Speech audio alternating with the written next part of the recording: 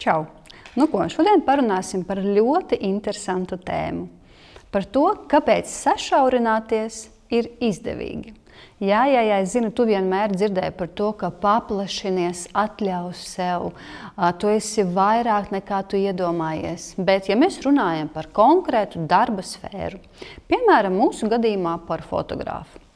Es esmu fotogrāfe, un tagad es esmu pašā ceļa sākumā. Skaidrs, ka es mēģinu un bildēju visu, jo man ir jāsaprot, ko tad es vēlos. Un tad notiek, es to saucu par tādu miskasti tavā Instagramā, tavos sociālos tīklos, jo tu gāzi tur iekšā visu iespējamo. Šodien tu esi pasākuma fotogrāfe, rīt tu esi sporta fotogrāfe, parīt tu bildē kāzas, tad tu bildē dzimšanas dienas, tad sievietes, tad dabu, priekšmetus, visu.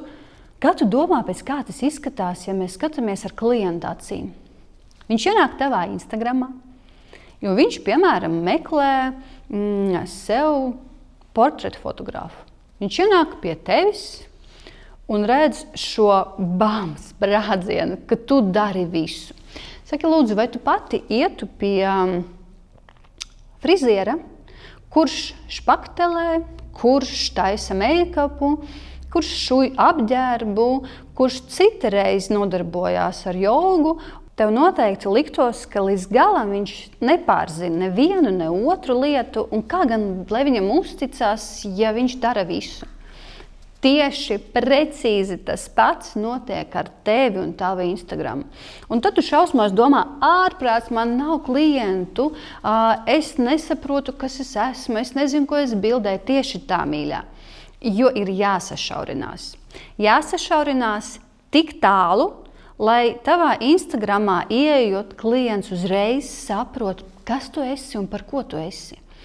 Kur tu esi profesionālis. Un tas nenozīmē, ka tu nebildē visu pārējo. Nē, tā nav. Tu vari bildēt arī dzimšanas dienas pasākumu, sportu, jebko, kas tev patīk, jo mēs esam radoši cilvēki un mums ir jāizpaužās. Mēs nevaram ielikt sevi kaut kādā būrītī. Sašaurinies savā Instagramā, tā lai ienākot tur, klients saprot, ko viņš saņems. Viņš saprot, kādu rezultātu tu garantē. Un tad jau kontaktā ar to klientu tu vari stāstīt viņam.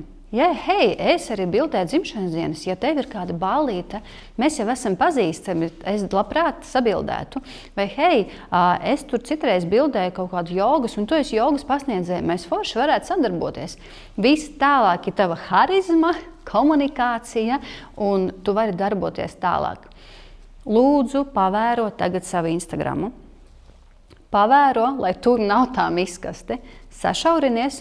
Un tad, kad tu to izdarīsi, es būšu priecīga, ja tu man ietagosi un atzīmēsi, ka tev šis video noderēja un tu guvi pirmos panākumus, ka tavs Instagrams ir skaidrs atspoguļojums tam, kurā nišā tu strādā, ko tieši tu bildē.